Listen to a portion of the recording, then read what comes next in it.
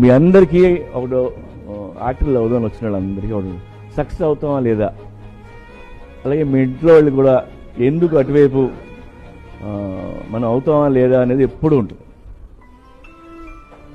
ఇప్పుడు నా ఒపీనియన్ ఏంటంటే,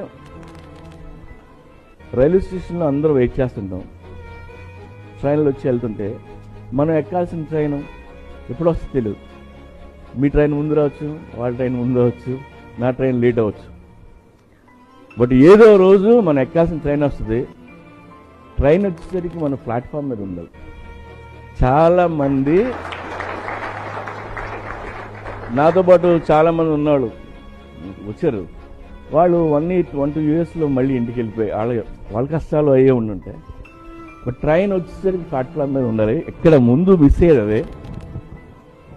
ఒకసారి ట్రైన్ రాకపోయినా పర్లేదు, ప్లాట్ఫామ్ మీద ఆడుతూ పాడుతూ చచ్చిపోవాలి అంటే నాకు ఇష్టం. నాకు తెలిసిన సక్సెస్ అంటే ఇష్టమైన పనులు ఇష్టంగా పని చేస్తూ చచ్చిపోవడం సక్సెస్.